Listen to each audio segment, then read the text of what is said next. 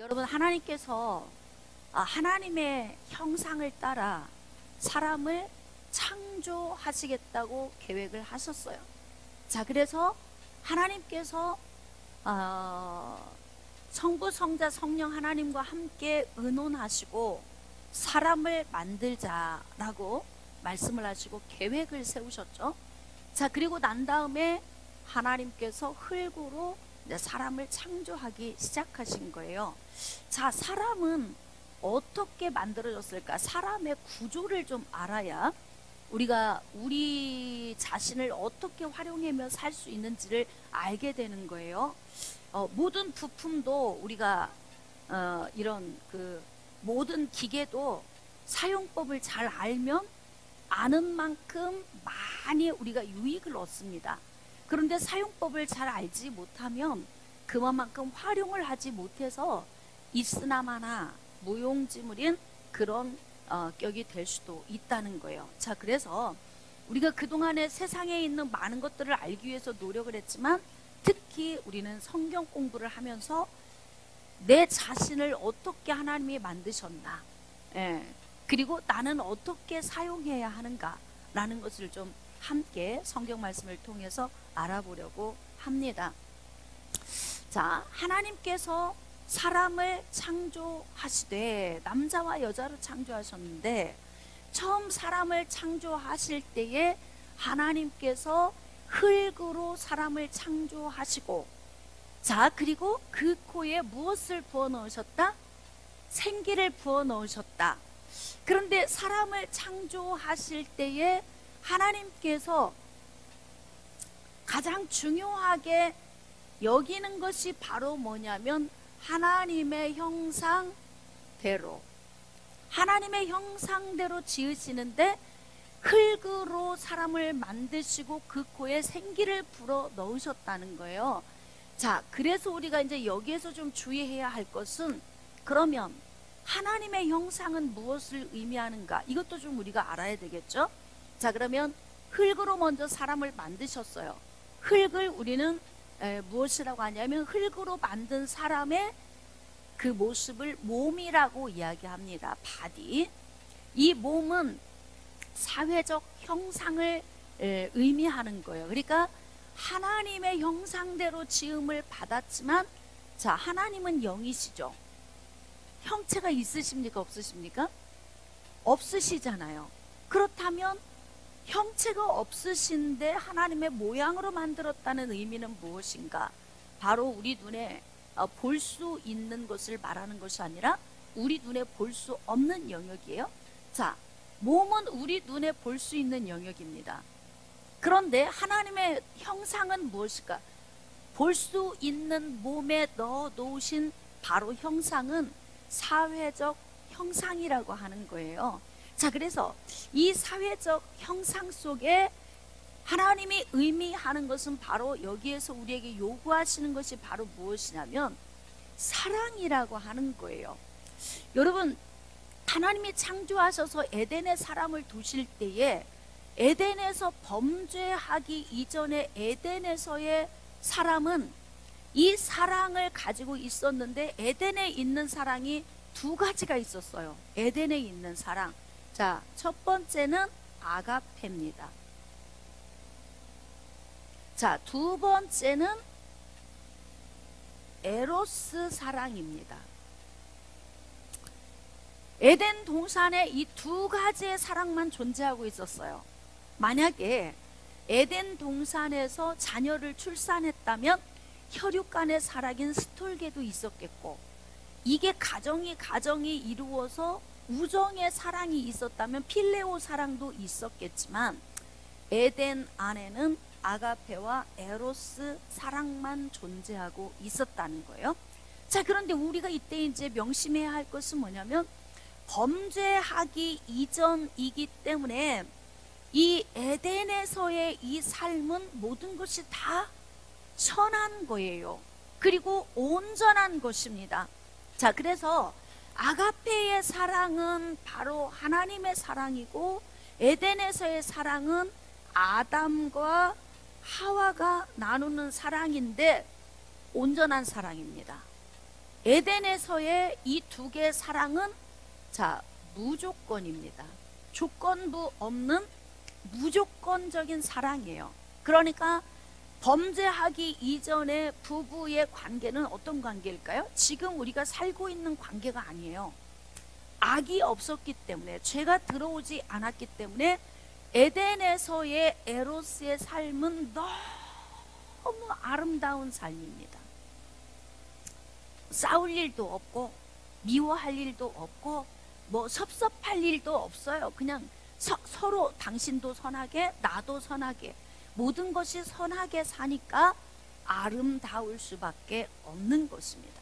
자, 그래서 이렇게 하나님이 흙으로 지으신 이 몸이 사회적인 형상을 가지고 서로 사랑하며 사는데, 첫 번째 인간 아담과 하와는 하나님과 나누는 사랑이 있었고, 그 다음에 아담과 하와가 나누는 두 개, 위로 하나님 사랑, 옆으로 에로스 사랑, 완전한 이 두 개의 사랑이 에덴에 존재하고 있었다는 것입니다. 자, 그리고 이제 하나님께서 하나님의 형상대로 지으신 사람에게 어떻게 하셨냐면 흙으로 사람을 만드시고 그 코에 생기를 불어넣으셨다는 거예요.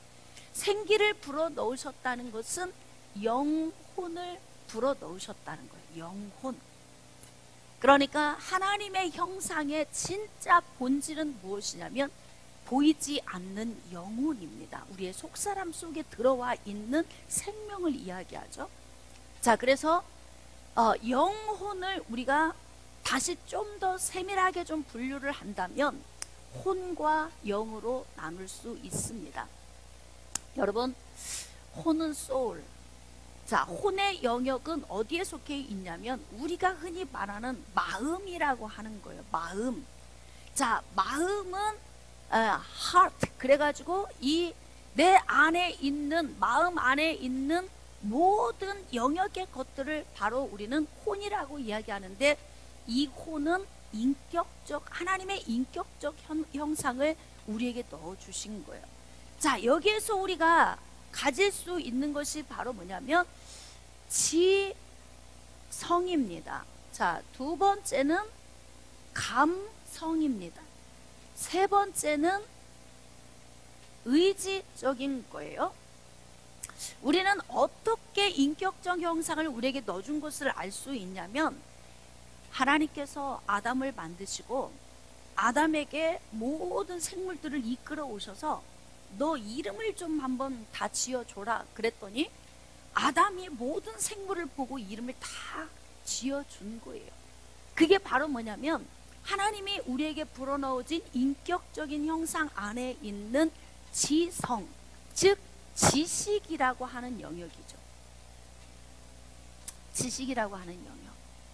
이 지식이 내 속에 점점 쌓여가면 이 지식이 내 삶의 모든 재료가 되어지는 거예요. 그래서 사람들은 내가 안에 있는 이 지식을 사용해서 인생의 삶을 살게 되는 거죠. 자, 여기에서 우리가 범죄하기 이전에 에덴에서 하나님이 창조했던 이 모습의 삶은 모든 것이 다 선하다는 것입니다. 자, 두 번째, 하나님께서 아담을 깊이 잠들게 하시고 갈빗대를 취해서 여자를 만들어 주셨어요. 자, 그 여자를 보고 아담이 감탄하면서 이는 내 뼈 중에 뼈요 살 중에 살이다, 이렇게 고백을 합니다. 자, 그건 어디에서 나온 거예요? 감성. 아담의 감성에서 나온 것입니다. 그래서 보면은 좋고 싫은 것을 알게 되는 거예요. 이 감성이라고 하는 영역은 좋고 싫음을 느끼는 영역이에요. 감성은. 자, 지성이라고 하는 이 지식은 옳고 그름을 알게 되는 그런 감각기관이죠. 자, 의지적인 부분, 하나님께서 사람을 창조하시고 에덴 동산에 두시면서 이렇게 말씀하셨어요. 에덴 중앙에 있는 선악을 알게 하는 나무의 열매를 따먹지 말라. 먹는 날에는 반드시 죽으리라. 선택권을 줬죠. 그러니까 이 선택권을 주셨다는 것은 사람 안에 뭘 넣어줬다는 거예요? 결정권을 넣어준 거야. 의지라고 하는 것은 사람의 알아서 자기 자신이 결정할 수 있는 선택권을 안에 넣어준 거니까 내가 선택할 수도 있고 선택을 안 할 수도 있어요. 자, 그래서 하나님이 에덴 동산에서 이렇게 그의 지성과 감성과 의지적인 이 부분에 대해서 어떻게 활용하고 사는지에 대해서 위임을 하시게 되는 거죠. 위임. 자, 이제 세 번째로 영이라고 하는 이 영역은 바로 도덕적인 형상입니다. 하나님께서 사람 안에 넣어주신 기능이 있는데 바로 양심이라고 하는 기능이에요. 양심이라고 하는 기능이 있으니까 범죄하고 난 다음에 가장 먼저 한 행동이 뭐예요? 옳고 그름이 분별이 되니까 내가 하나님의 말씀을 불순종하고 범죄했구나 이 사실을 알고 어떻게 해요? 내가 벗었으므로 부끄러워 숨었나이다 이렇게 되는 거예요. 그러니까 양심이 가동을 한 거죠. 양심이 화인 맞으면 부끄러운 줄도 모릅니다. 그래서 두려워하지도 않고 숨을 필요도 없게 되는 거예요. 그런데 하나님이 넣어주신 이 양심을 통하여서 옳고 그름을 분별하게 되는 거죠. 자, 두 번째는 하나님께서 사람에게 말씀을 주시는데 직관이라고 하는 이 기관을 통해서 하나님의 계시를 알게 되는 거예요. 계시. 하나님께서 에덴에서 어떻게 살아야 하는지, 또 하나님께서 에덴 동산에서 살면서 이들에게 위임의 복을 주시면서 창세기 1장 28절 말씀에 그들에게 선택권을 주면서 에덴 동산에서 어떻게 살아야 할지에 대해서 말씀을 주시잖아요. 생육하고 번성하고 충만하라, 땅을 정복하라, 땅을 다스리라, 이렇게 이제 명령을 하셨단 말이에요.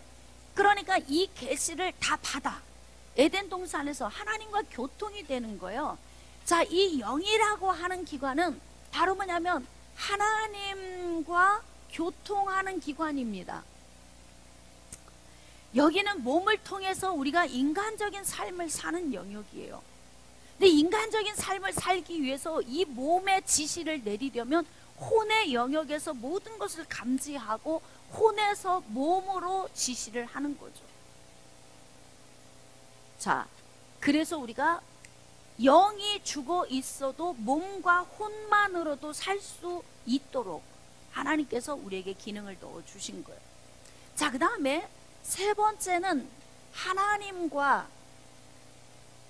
교통하면서 하나님과 교류하는 거죠. 에덴 동산에서 하나님이 거니시는 것도 느껴요. 눈으로 보는 게 아니라 소리로 들었다 그랬어요. 그리고 하나님께서 아담아라고 부르시면 다 알아듣습니다. 그러니까 하나님의 음성을 들을 수 있는, 교통할 수 있는 기능을 사람에게 넣어주신 거예요. 자, 이렇게 사람은 이렇게 창조되었습니다. 자, 그런데 이제 문제는 무엇이 문제냐면 이렇게 창조가 되었기 때문에 하나님께서 우리에게 주신 이 위임의 복을 여기서 우리가 이제 적용하며 살면 되는 거예요. 이 위임의 복을. 그래서 몸이 해야 하는 일은 뭐냐면 생육하고 번성하고 충만하면 돼요. 이게 몸만 활동하고 살면 짐승하고 똑같이 되는 거예요. 그러니까 기본적으로 생육하고 번성하고 충만하며 살아야 하죠. 왜? 하나님이 남자와 여자를 만들어 놓으시고 에덴에 하나님의 아가페 사랑 안에서 남자와 여자가 누리는 에로스 사랑을 온전히 누리게 하셨으니까 이제 생육하고 번성하고 충만하게 되면은 혈육 간의 스톨게의 사랑이 나오고 가정 단위가 이루어지면은 필레오의 사랑이 또 생기는 거예요. 그래서 온전한 하나님의 사랑의 은혜 안에서 아름답게 사회적인 활동을 하면서 살아야 하는 거죠. 자, 그래서 위임의 복을 몸이 사회적인 형상을 통해 적용하고 살아야 하는 겁니다. 자, 이제 우리가 위임의 복을 다 배웠으니까 제가 깊이 설명은 하지 않겠어요. 두 번째로 위임의 복의 두 번째는 뭐예요? 땅을 정복하라. 땅을 정복하라. 자, 그래서 땅을 정복하는 것은 어디에서 하는 거냐면 지성, 감성, 의지적인 부분에서 하는 거예요. 그러니까 정복이라고 하는 것은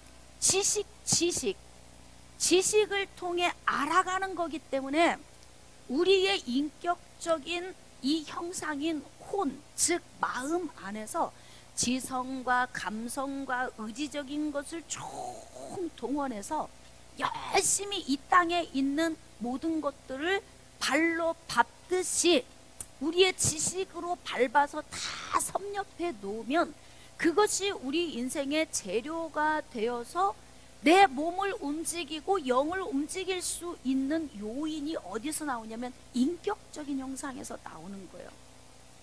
그러니까 하나님과 교통하는 이러한 그 은혜 아니어도 우리는 기본적으로 인격적인 형상과 사회적 형상 두 개만 가지고도 인생을 살아갈 수 있다는 거예요. 인간이 타락한 이후에 영이 죽은 다음 그리고 사람들이 살아간 기능이 바로 혼과 몸으로 인생을 살아가고 있죠. 자, 그러다가 이제 죽어 있는 영이 나중에 예수 그리스도를 믿음으로 살아나게 되는 거죠. 여기에서 해야 되는 일이 바로 뭐냐면 다스림이라고 하는 거예요. 다스림은 땅에 있는 모든 생물들을 다 다스리라고 했는데 여러분 우리가 생각해 봅시다. 사람은 사실 이렇게 체격이 이 정도야, 이 정도. 근데 바닷속에 들어가면은 큰 물고기가 있죠. 짐승. 큰 짐승이 있다 그랬어요. 바닷속에 있는 큰 짐승이 있고요. 땅 위에 큰 짐승이 있죠. 그래서 우리가 힘으로 보자면 사람이 당해낼 수 없는 짐승이 많아요, 생물들이. 그런데 우리가 그것을 이겨낼 수 있는 것은 무엇이냐면 하나님께서 우리에게 권위를 부어주셨기 때문에 그래요. 그래서 땅에 있는 모든 생물을 다스리라 우리에게 권한을 주신 거죠. 자, 그래서 하나님이 우리에게 주신 이 영이라고 하는 기관을 통해서 우리는 영적 권위를 통해 어떻게 해요? 정복한 영역을 열심히 경영하고 관리하면서 인생을 살면 돼요. 여러분 이제 범죄하기 이전, 죄가 들어오기 이전이에요. 이 모습이 기가 막힌 거죠. 그래서 열심히 영은 하나님과 교통하고 하나님이 주신 계시의 말씀을 받고 하나님의 음성을 듣고 교통하며 하나님의 말씀의 기준을 세워 옳고 그름을 분별하면서 내가 선한 것을 선택하며 영적인 영역에서 살면서 우리의 혼은 부지런히 세상에 있는 땅을 지식으로 정복하고 감성적인 부분으로 다 감지하고 의지적으로 내가 결정하고 선택을 해서 정복하면서 이 정복된 영역을 하나님 안에서 정복된 것을 삶에 적용을 하면서 살면 가장 최고 아름답고 멋진 삶이 우리에게 주어져 있는 거예요. 자, 그런데 안타깝게도 범죄하고 만 거죠. 자, 이제 범죄 이전에는 우리가 에덴에서 살았지만 범죄 이후에는 세상으로 쫓겨나게 된 것입니다. 근데 어떻게 이제는 완전히 다른 존재가 되어서 쫓겨나게 된 거예요. 그러니까 삶이 달라질 수밖에 없죠. 자, 범죄 이후 세상으로 쫓겨나서 어떤 사랑을 가지고 사냐면 하나님이 주신 사회적인 형상 가운데에서 아가페 사랑을 잃어버리게 됩니다. 아가페 사랑 밖으로 쫓겨나게 되는 거예요. 그래서 세상으로 나온 이 세상에는 아가페 사랑이 내려오기 전에는 이 땅에서는 아가페 사랑이 없었습니다.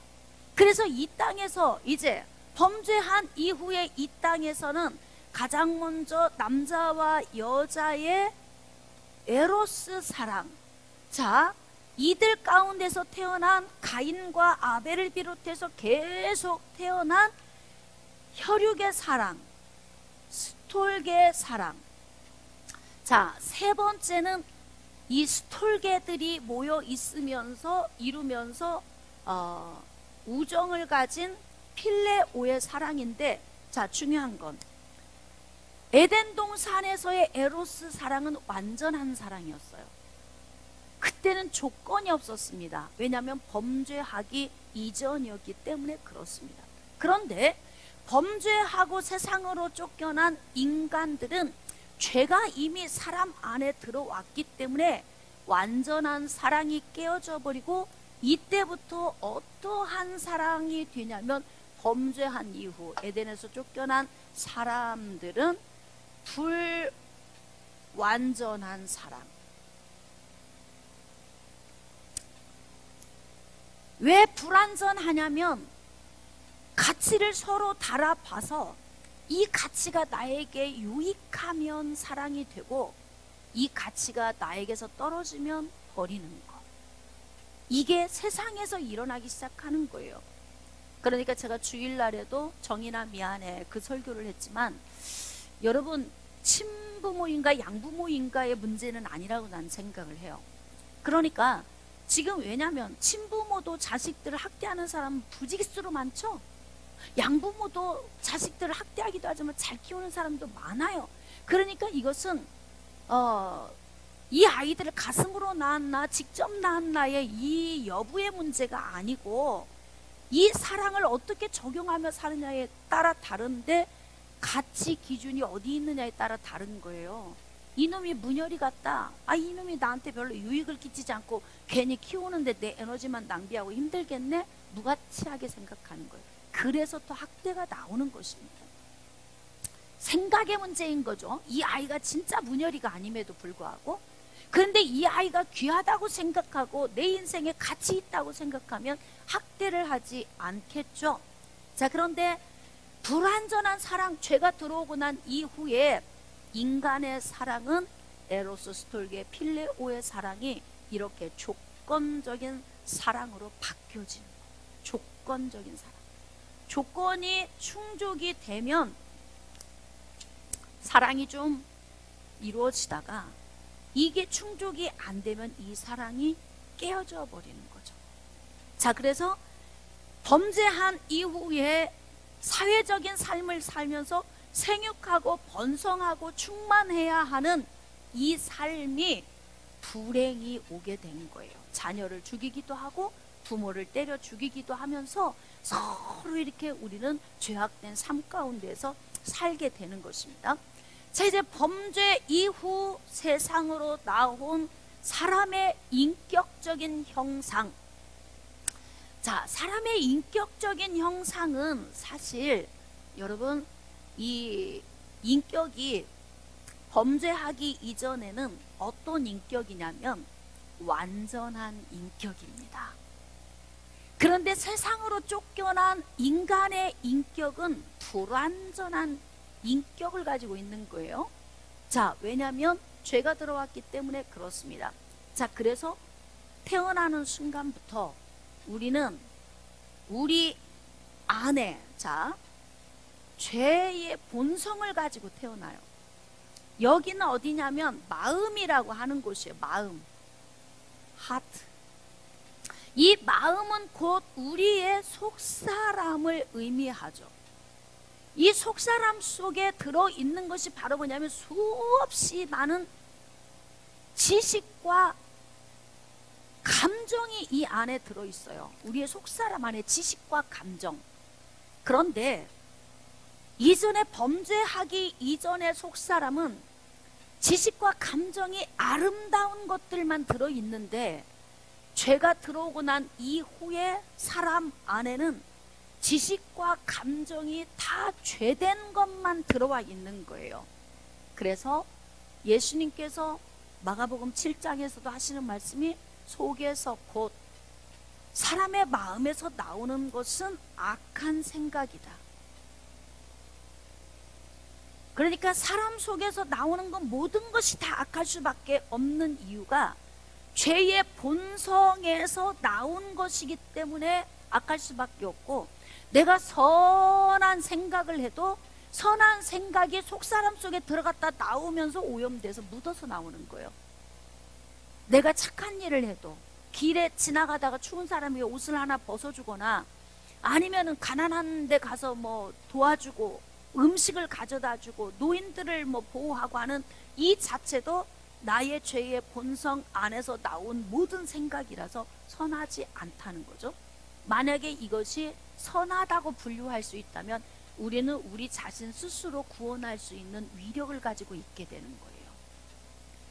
근데 모든 것이 다 타락했기 때문에 우리는 우리 스스로 그러니까 의로워질 수 있는 영역이 전혀 없어요.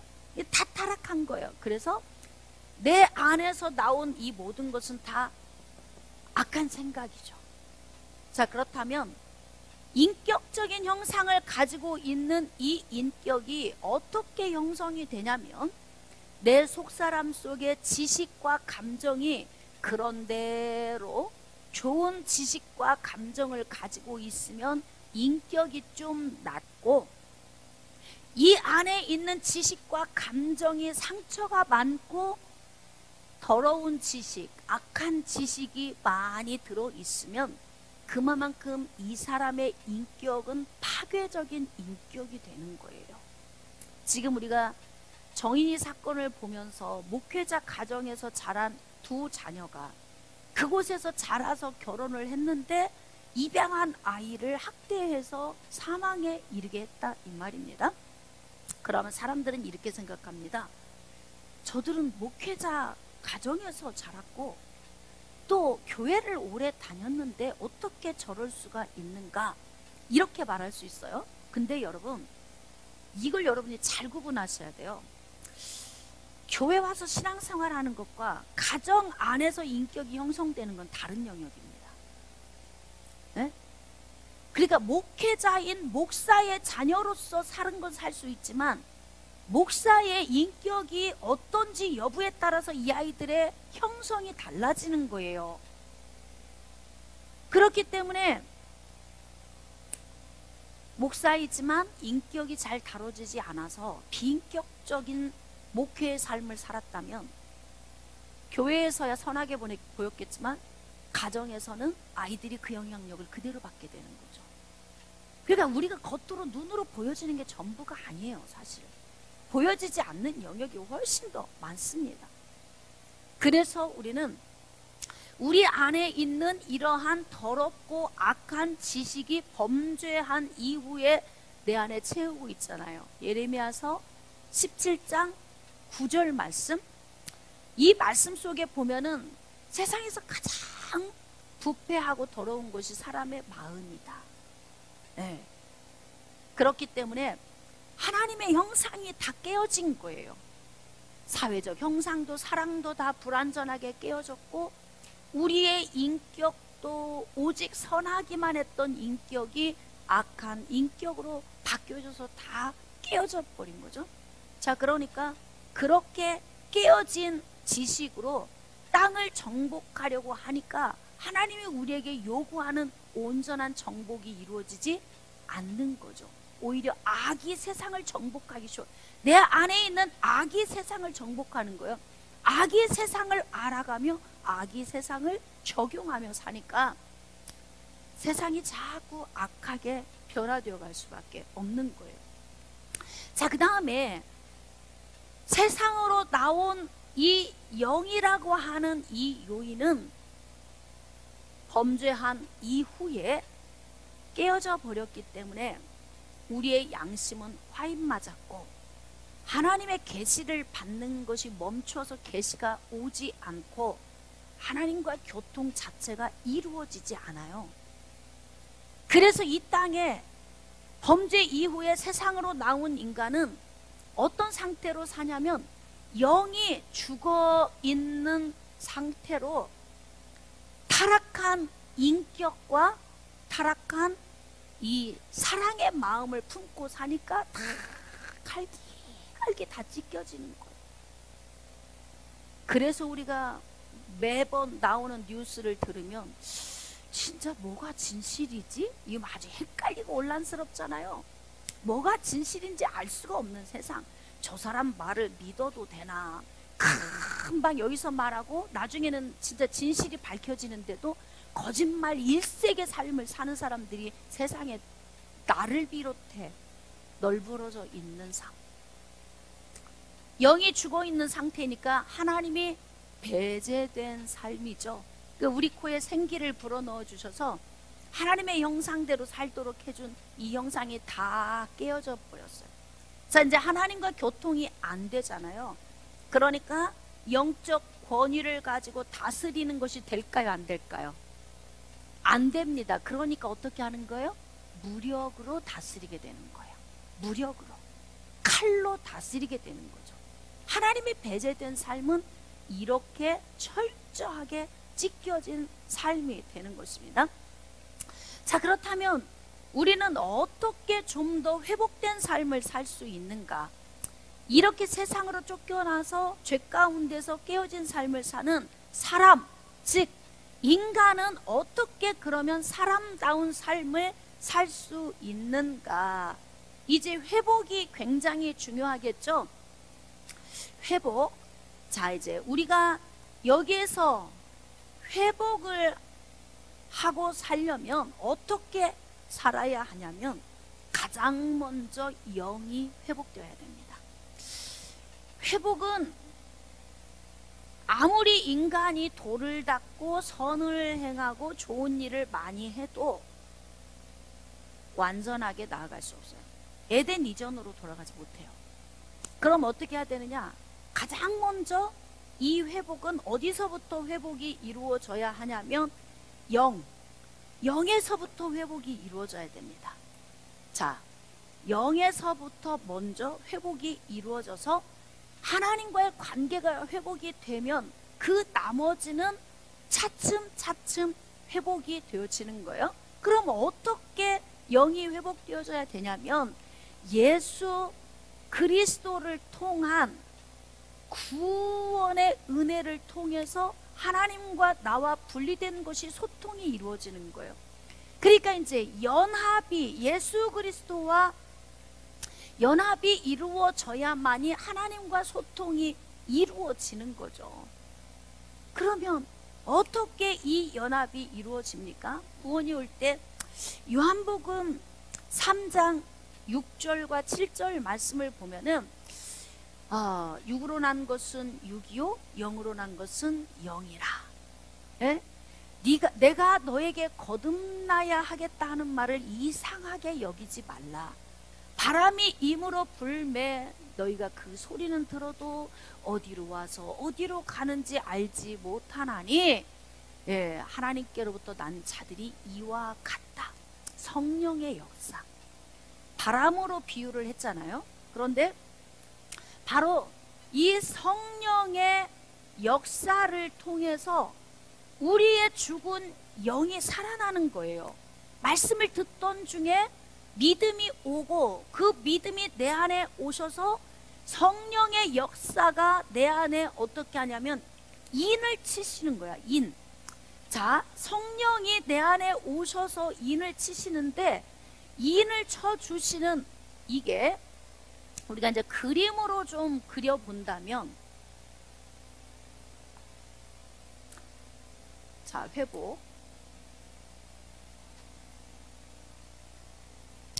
그림으로 좀 그림을 그려본다면, 자, 우리가 나의 존재를 그냥 제가 그림으로 그냥 표현을 그냥 하는 거예요.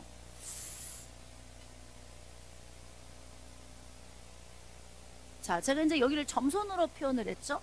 여기가 생기의 영역이에요.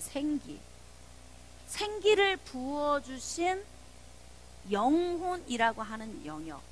자, 그래서 영혼은 하나이지만 좀 더 깊이 들어가서 좀 디테일하게 분리를 좀 한다면 영과 혼을 좀 나누고 여기가 몸이라고 하는 영역이에요.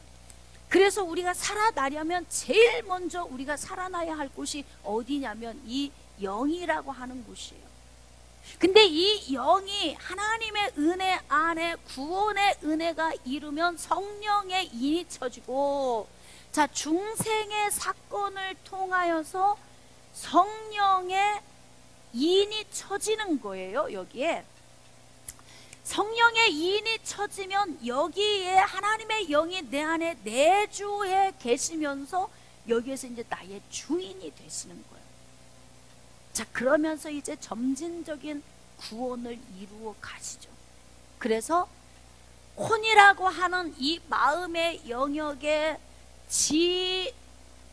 정의의 이 영역을 어떻게 성화를 시켜야 하냐면 말씀과 기도로. 디모데전서 4장 5절 말씀에 보면 우리가 거룩해지는 것은 뭘 좋은 걸 깨끗한 걸 먹어서 되는 것이 아니라 내 안에 하나님의 말씀으로 채우고 이 말씀을 붙들고 내 삶을 변화시키기 위해 기도하고 몸부림치는 이 과정을 통해서 우리가 어떻게 되어진다? 거룩하게 된다는 거예요. 그러니까 이 혼이라고 하는 영역은 말씀과 기도를 통해서 거룩이 점점 이렇게 되어지는 거죠. 여기 영역이 바로 뭐냐면 두 번째로 우리가 구원을 받아야 할 영역. 그러니까 결국 혼이라고 하는 영역은 성화를 거치는 거예요. 중생을 지나 성화의 단계로 나가서 그 다음에 성화가 되면서 점점 내 삶의 사회적인 이 형상이 회복이 되는 거예요. 사람답게 사라지는 은혜가 오는 거죠. 그래서 아가페 안으로 들어가게 되는 것입니다. 예? 여기에서 이제 말씀으로 성화가 되고 거듭나게 되면 이 몸은 어떻게 되어지냐면 세 번째로 우리가 여기에서 변화되어져야 되는 것이 바로 뭐냐면 예수 그리스도와 연합되면서 아가페 사랑 안으로 들어가게 되죠. 이제 구분이 되나요? 아가페 사랑이 에덴에 있던 아가페 사랑이에요. 우리가 세상으로 나왔을 때 이 땅에서는 아가페 사랑이 없었어요. 그리고 인간적인 사랑인 에로스나 스톨게나 필레오 사랑만 존재하고 있었는데 아가페 사랑이 와서 이 사랑을 이렇게 덮으셨어요. 자, 조금 더 이쁘게 그려볼까? 네? 이 사랑을 이렇게 덮으신 거예요. 아가페가 오셔서.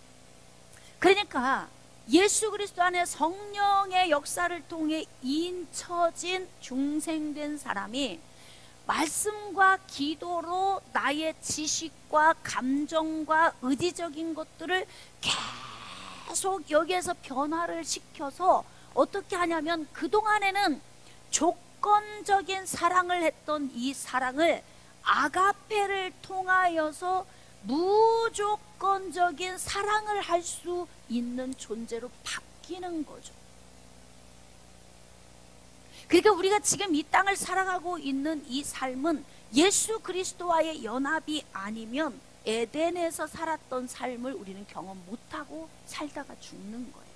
그러니까 에덴에서의 삶을 우리가 경험을 하려면 우리는 반드시 예수 그리스도를 믿고, 자, 그 다음에 두 번째 혼적인 영역이 말씀과 기도로 거룩해지고, 그러면서 에로스, 스톨게, 필레오 사랑이 아가페 사랑의 힘을 받아서 적용하며 살게 되는 거죠. 그러면 적어도 내가 낳은 자식이 아니니까 또는 이놈이 문열이니까 라는 생각으로 그 자식을 죽게 하지는 않는다는 겁니다. 그래서 내가 어떤 존재인가를 우리가 잘 알고 우리 자신을 잘 다스려야 돼요. 자, 그러면 이 회복도 언제 완전 완전 회복의 단계로 가느냐? 우리가 이 땅에서 예수 그리스도를 믿고 말씀과 기도로 거룩하게 변화되면서 살다가 어느 순간에 사망을 하게 되면 예수 그리스도 재림에서 오실 때, 예수 그리스도 재림에서 오실 때 영화롭게 되는 거예요. 부활의 몸으로 우리가 바뀌어요. 우리 존재가 그래요.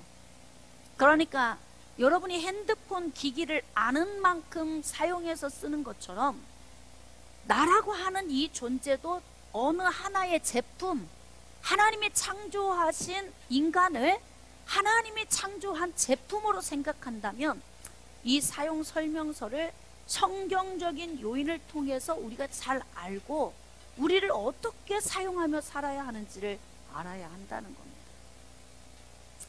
대부분 참 예수 믿으면 위험한 게 뭐냐면 내가 내 스스로 이 제품을 잘 활용해서 살아야 한다는 것보다 예수 믿으면 하나님께서 나를 어떻게 해주실 거라고 생각하는 요인이 너무 크다 보니까 우리의 신앙이 이상한 대로 자꾸 잘못된 길로 가는 거예요. 여러분, 하나님이 우리를 창조했던 이 모든 기능, 이걸 적용하며 사는 것은 이 땅에 있는 모든 사람에게 다 동일하게 주어지는 거예요. 제가 아까 말씀드린 것처럼 죽은 상태에서 태어나서 영이 회복되지 않아도 혼과 몸만 가지고도 잘 살다 갈 수 있어요. 그 대신 지옥을 가죠. 그런데 영이 살면 영을 통해서 혼을 회복시키고 삶을 회복시키며 아름다운 삶을 살다 가야 되는데 영이 회복되면 4차원의 영적 세계로만 자꾸 들어가려고 하는 거예요. 그러다 보니까 우리는 육신의 삶에서 아름답게 살아야 할 시간들을 너무 많이 놓쳐버리고 산다는 거죠. 그게 너무 안타까운 거예요. 자, 그래서 신비롭게 하나님과 어떤 이 교통을 신비로운 방식으로 하기 위해서 자꾸 영적인 깊은 세계로 들어가면 자칫 어떤 문제가 오냐면, 여러분, 하나님은 우리에게 이렇게 모든 것을 어떻게 살도록 매뉴얼을 주시고 아담에게 에덴 동산에서 다 가르쳐 줬어요.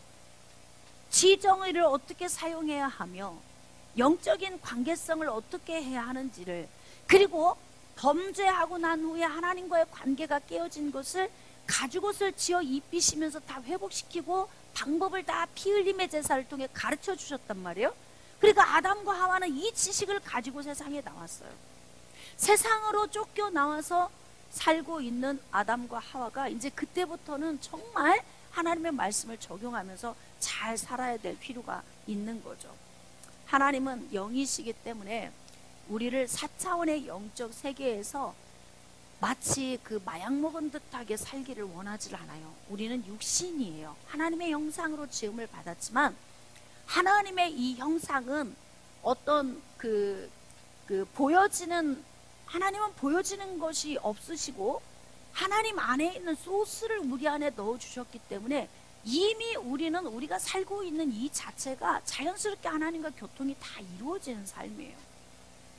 그래서 하나님의 음성을 들으려고 자꾸 귀를 기울이면 어떤 일이 벌어지냐면 이미 주신 매뉴얼 안에 다 있기 때문에 하나님은 침묵하고 계시는데 자꾸 물어보면 옆에서 마귀가 개입을 해서 자꾸 신비로운 얘기를 들려줄 수 있다는 거죠. 그래서 우리는 기록된 하나님의 말씀을 통해서 거룩해지고 더 하나님 은혜 안으로 가까이 나아가서 온전히 사는 법을 좀 더 배워야 할 필요가 있다는 것입니다. 자, 창세기 6장으로 나아갑시다. 창세기 6장, 이제 사람이 어떤 존재인지 어떻게 우리가 구성되어 있는지를 알기 때문에 이제 이러한 우리 자신을 어떻게 적용하며 사는지를 앞으로 창세기 내내 배우게 될 거예요. 우리 지난주에 이어서 창세기 6장 9절부터 보겠습니다. 자, 이것이 노아의 족본이라. 노아는 의인이요 당대의 완전한 자라. 그는 하나님과 동행하였으며. 자, 노아가 당대의 의인이고 완전했고 하나님과 동행을 한 사람이에요. 이제 우리가 이 사람에 대해서 배웠잖아요. 사람? 그러면 어떻게 해서든지 우리에게 주신 이 영적인 영역과 혼적인 영역을 잘 활용을 해서 하나님 은혜 안에 살면서 우리가 주님이 기뻐하시는 삶을 살아야 되는데, 유일하게 노아가 이 땅에 사는 사람들 가운데에서 당대에 의인이고 완전한 사람이었다 그렇습니다. 그럼 여기서 참 궁금하잖아요. 여러분, 사람은 약간 좀 차이가 있어요. 좀 좋은 인격을 가진 사람과 좋지 않은 인격을 가진 사람, 좀 더 훌륭한 사람과 훌륭하지 않은 사람, 이런 차이는 있지만 본디 사람은 범죄한 이후에 죄인이고 죄의 본성을 가지고 있기 때문에 이 땅에서 스스로 의로워질 수 있는 사람은 없어요. 그러니까 우리가 말씀을 해석을 할 때에 이러한 기본적인 원리를 틀에 놓고 해석을 해야 돼요. 그러니까 여기에서 당대의 의인이고 완전했기 때문에 노아가 죄가 없다는 뜻은 아니라는 걸 우리가 알고 이 말씀을 이해해야 된다는 거예요. 그래도 그 어떤 사람보다 노아는 좀 더 나은 삶을 살았던 거예요. 자, 그러나 중요한 건 그 전에 6장 8절에 먼저 한 말씀이 있어요. 그게 뭐냐면 노아는 여호와께 은혜를 입었더라. 그러니까 하나님께서 일하시는 방법을 보면은, 자, 이제 죄가 땅에 어떻게 했다가 죄가 넘침. 자, 그래서 하나님께서는 어떻게 하기를 원하셨어요? 멸망을 계획하셨던 거예요. 이게 하루아침에 이루어진 것이겠습니까? 아니죠. 긴 시간 하나님은 지켜보시고 멸망을 점점 계획을 했는데, 이 멸망을 계획한 가운데서 아주 곤란한 문제가 하나 있다 그랬어요.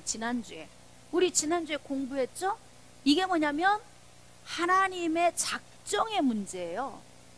하나님의 작정, 창세기 3장 15절에 작정된 이게 이제 문제 아닙니까? 다 쓸어버리고 싶은데, 하나님은 특별 계획, 하나님 나라를 위해서 빼앗긴 인간을 도로 찾아오기 위한 하나님의 계획을 세웠는데 하나님이 다 쓸어버렸어요. 그러면 하나님은 하나님의 계획마저도 다 무산시켜버리는, 그러니까 허무하신 분이 돼버리는 거예요. 그래서 하나님의 이 작정 가운데에서는, 자, 우리 복습 같지만 다시 또 해볼까요? 일반 작정과 특별 작정. 자, 이 작정은 계획이라고 그랬어요. 계획. 그러니까 일반적인 계획이라면 무산시켜버려도 문제가 없어요.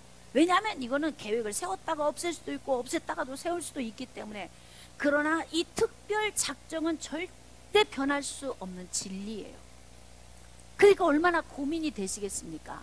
노아 홍수 사건을 지금 준비하고 있는 하나님의 가장 큰 고민이 여자의 후손이에요. 여자의 후손을 보내기로 계획을 하셨는데, 이 부분 때문에 어떻게 하신 거예요?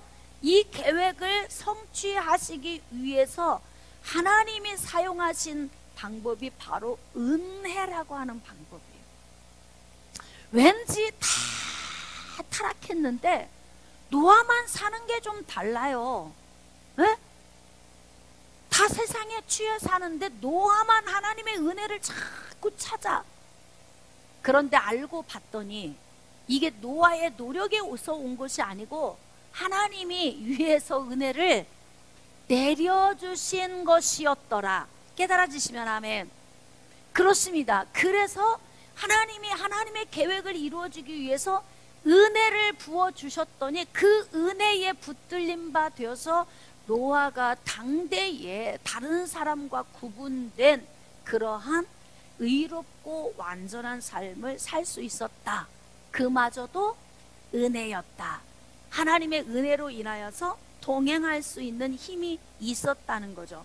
자, 그래서 노아가 셈과 함과 야벳을 낳았다는 거예요. 자, 13절 하나님이 노아에게 이르시되 모든 혈육 있는 자의 포악함이 땅에 가득하고, 이거예요.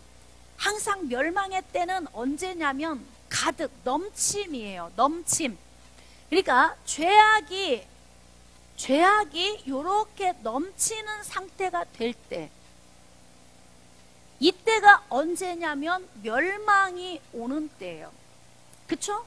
소돔과 고모라 땅에 죄악이 넘쳤고요, 가나안 땅에 죄악이 넘쳤어요. 그러니까 하나님은 기다리셔요. 멸망을 아무 때나 멸망을 시키는 게 아니라 기다리시는 거예요. 그래서 이것이 차 오를 때까지 하나님은 인내하고 기다리시는 거예요. 그런데 지금 전 인류가 땅에 있는 모든 인간들의 악함이 차고 넘쳤다는 거죠. 지금은 어떨까요? 지금은 안 넘치는 걸까요?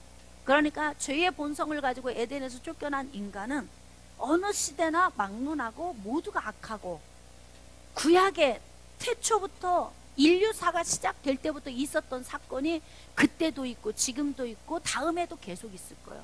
왜냐하면 죄의 유형은 다 똑같기 때문에 그렇습니다.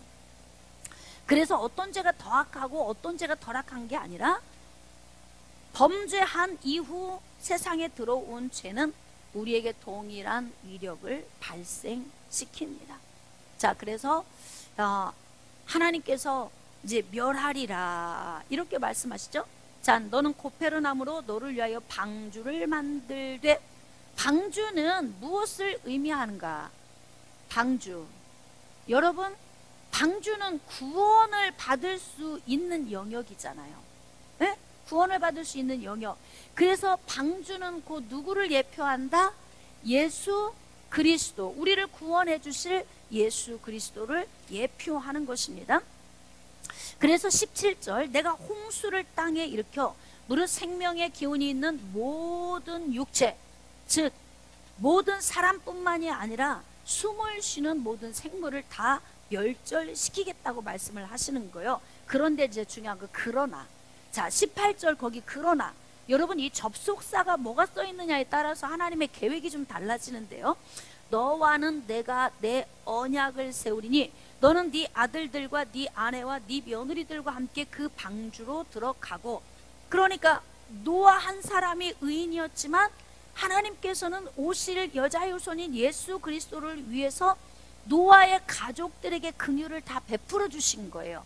그래서 총 8명이 방주로 들어가게 되고, 19절 혈육 있는 모든 생물을 너는 각기 암수 한 쌍씩 방주로 이끌어들여 너와 함께 생명을 보존하게 하되. 여러분, 이 지구상에 모든 게 다 멸망이 된다면 생물도 필요가 없어요. 그렇죠? 그런데 노아가 살아야 하고 그의 후손을 통해 여자의 후손이 와야 해요.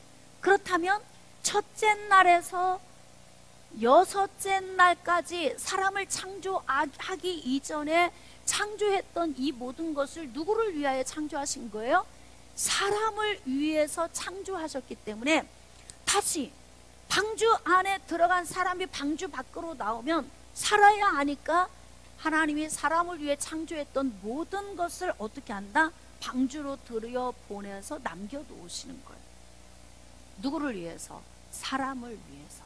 하나님은 이렇게 정교하게 일을 아주 계획적으로 일을 하십니다. 그러니까 행정의 대가이십니다. 행정력, 아주 행정 쪽에 탁월하세요. 계획이 철저하시고 모든 진행하시는 방법이 철저하시고 어느 하나가 빈틈이 없고 어긋남이 없이 이루시는 하나님.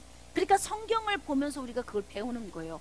아하, 하나님은 이렇게 일을 하시니까 우리도 이렇게 일을 해야 되겠구나. 그러면서 우리의 삶에 성경을 보면서 적용을 하는 거죠.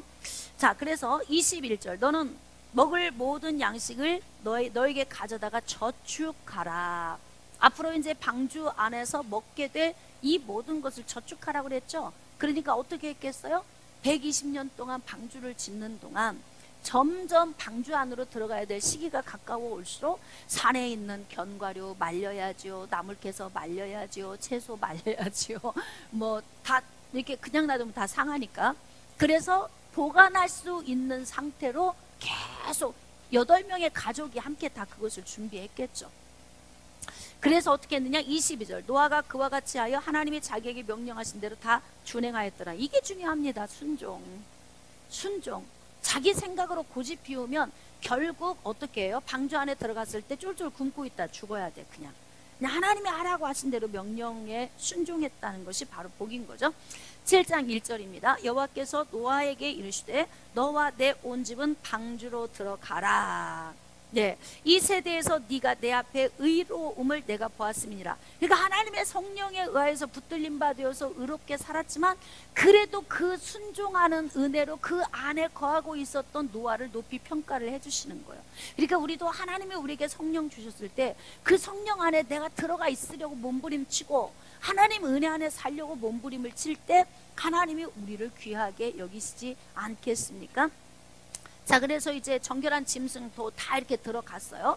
자, 4절 지금부터 7일이면 내가 40주야를 땅에 비를 내려 내가 지은 모든 생물을 지면에서 쓸어버리리라. 자, 이때가 6절 홍수가 땅에 있을 때 노아가 600세였더라. 자, 그래서 이제 10절 7일 후에 홍수가 땅에 덮이기 시작했어요. 자, 이제 그때가 언제냐? 11절 노아가 600세 되던 해 둘째 달 곧 그 달 11일의 날이었더라. 그러면 자, 둘째 달이니까 언제요? 2월 17일. 거기다가 기록을 해놓으세요. 그러면 홍수가 땅 위에 얼마만큼 있었는지를 우리가 알게 돼요. 노아 600세 되던 해 2월 17일에 비가 오기 시작을 해서 자, 큰 기쁨의 샘들이 터지고 하늘의 창문들이 열려서 막 쏟아지는 거예요. 우리가 이때 보면 뭘 알 수 있냐면 우리가 창세기 1장 창조 사건에 보면은 자, 땅이 혼돈하고 공허하며 흑암이 깊음 위에 있고 자, 깊음 위에 있고 그 위에 흑암이 덮고 있고 여기는 땅이 혼돈하고 공허하고 그리고 이 흑암이 덮여 있는 이곳에 하나님의 성령이 운행하고 계셨더라. 이런 상태였는데 땅을 물이 덮고 있는데 하나님이 천지 창조를 하실 때 어떻게 하셨어요? 이 물을 어떻게 하냐면 반절씩 이렇게 나눈 거예요. 반절 나눠서 땅 위의 물, 여기는 땅 아래의 물로 나뉘고 여기 사이에 궁창이 있었다. 궁창이 뭐예요? 여기가 하늘이죠. 하늘. 궁창이 있었다는 거죠. 그래서 하나님께서 땅 위에 물을 만들어 놓으신 이 땅 위에 물이 그때 쏟아진 것 같아요. 노아의 홍수 사건 때 막 열고 막 쏟아부어 주셨다잖아요. 폭포수처럼.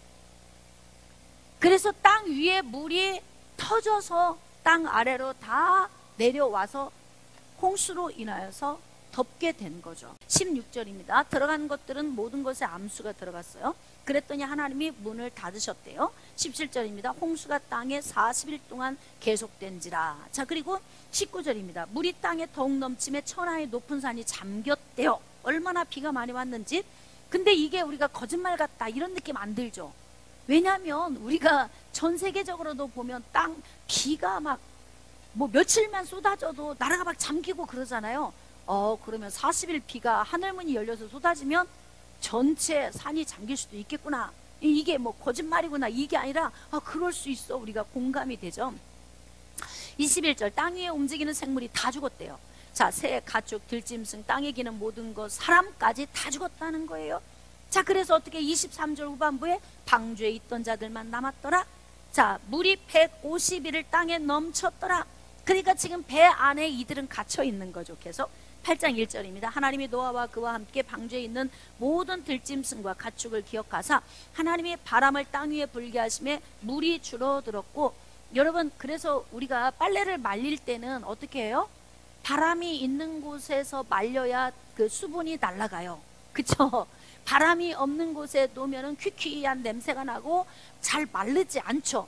그래서 대부분이 이제 빨래를 말릴 때는 문을 좀 마통해 놓고 이렇게 환기가 되는 곳에 넣는 것처럼 하나님이 대부분 물을 말릴 때는 바람을 사용하셨다.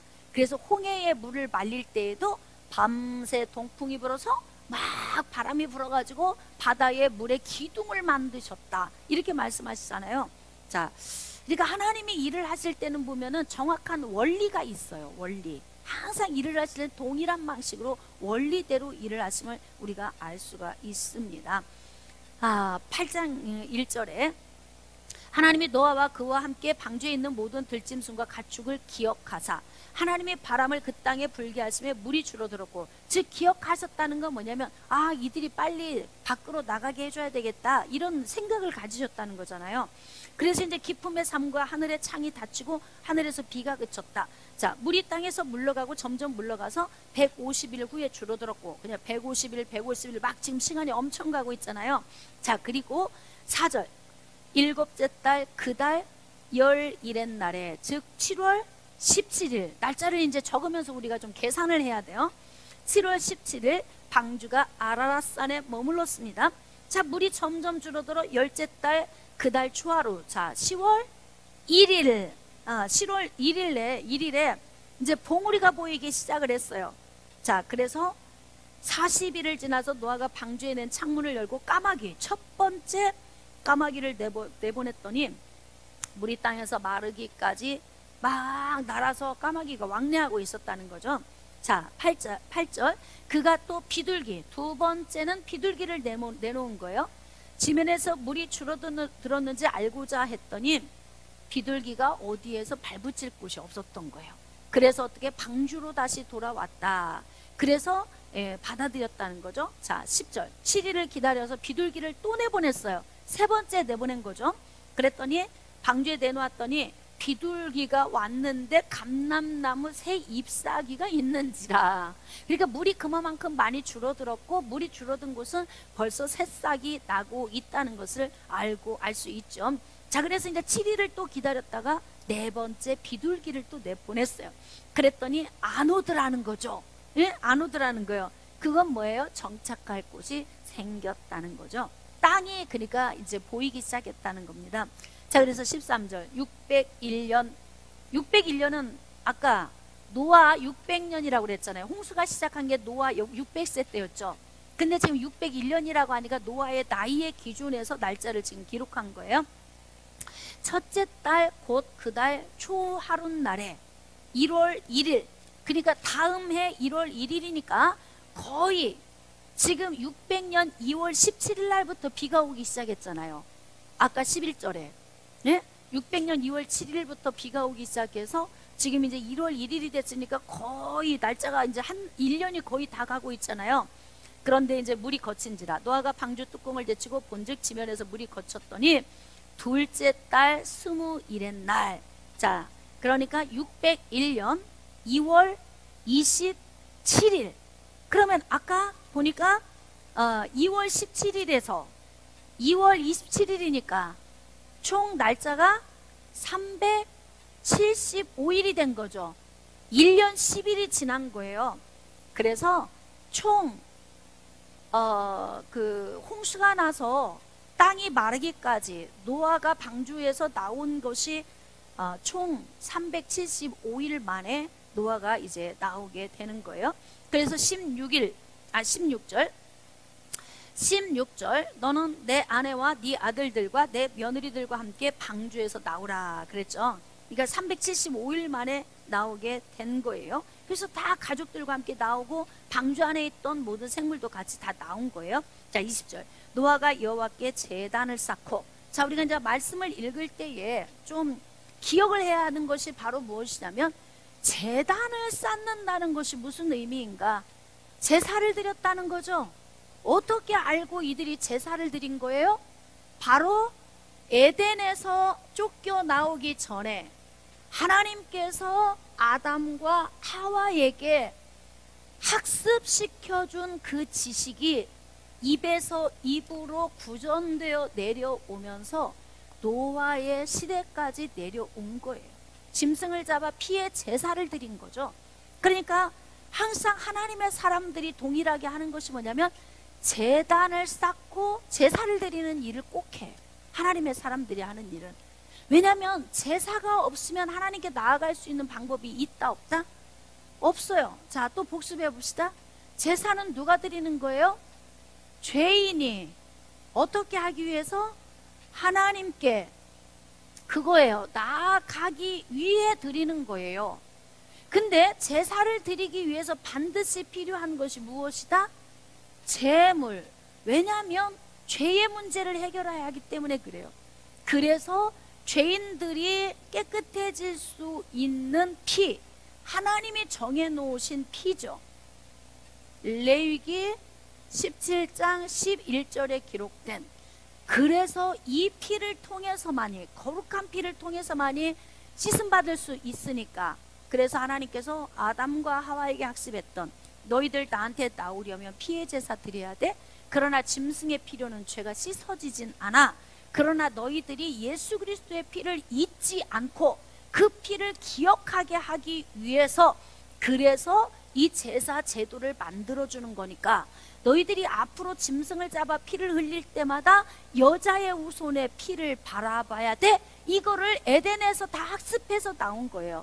이것을 자녀들에게 가르쳐 주니까 자자손손 그게 내려와서, 지금 노아도 홍수 사건이 끝나고 방주에서 나온 후에 제단을 쌓고 정결한 짐승과 새 중에서 제물을 취해서 번제로 제단에 드렸다. 피의 제사. 이 피의 제사에 여자의 후손을 바라보는 피의 제사가 없으면 이 제사도 구원의 자리로 나갈 수 없습니다. 그냥 짐승을 들여서는 죄사함을 받을 수가 없어요. 히브리서 말씀에 보면 기록이 되어 있는 것처럼 뭐 제사장마다 매일 서서 섬기며 제물을 드려도 그것은 죄를 없이 하지 못한다. 그러니까 오직 영원한 속죄, 염소와 송아지의 피로 아니하고 오직 자기의 피로 영원한 속죄를 이루사 단번에 성소에 들어가신 여자의 후손 예수 그리스도의 그 피를 바라볼 때 영원한 속죄를 이룰 수 있다는 거죠. 자, 21절, 여호와께서 향기를 받으시고, 아멘. 그 향기를 받으셨다는 것은 그것을 태운 냄새를 하나님이 좋아하시는 것이 아니라 그것을 드릴 수 있었던 이 마음의 중심의 향기를 받으시는 거예요. 만약에 하나님께서 그냥 고기 냄새를 좋아해서 그 향기를 기뻐하셨다면 왜 이사야서 1장에 나는 니들 그 기름 냄새에 배불러 이제 맡기 싫다. 이제 앞으로 나한테 가져오지 마. 내 마당만 밟는 거야. 왜 그렇겠어요? 하나님은 고기의 향을 좋아하시는 게 아니에요. 뭐 이렇게 재물을 태워 드리니까 막 이게 막 태워 올라가. 하나님이 기뻐하시겠다. 근데 그것이 아니라 이것을 태워서 드리며 순종하며 나온 우리의 마음의 향기를 받으시는 거예요. 그래서 우리는 마음을 가지고 하나님 앞에 나아가야 한다. 이게 가장 중요한 거 아니겠습니까? 자, 사람의 마음이 계획하는 바가 어려서부터 악함이라 내가 전에 행한 것 같이 모든 생물을 다시 멸하지 아니하리라. 그러니까 어차피 너희들은 죄인이야. 죄의 본성이 안에 있어. 그래서 앞으로는 홍수로 내가 멸하지 않을게. 하나님이 이렇게 말씀을 하시는 거죠. 자, 9장 1절입니다. 하나님이 노아와 그 아들들에게 복을 주시며 그들에게 이르시되, 자, 복. 하나님이 주시는 이 복은요, 영적인 복만을 의미하는 건 아니에요. 그러니까 항상 이 복은 균형이 있어야 돼요. 균형. 그래서 요한서에 보면은 이 복은 첫 번째, 영혼이 잘 되는 복. 자, 두 번째, 범사에 손으로 하는 일이 잘 되는 복. 세 번째, 건강의 복.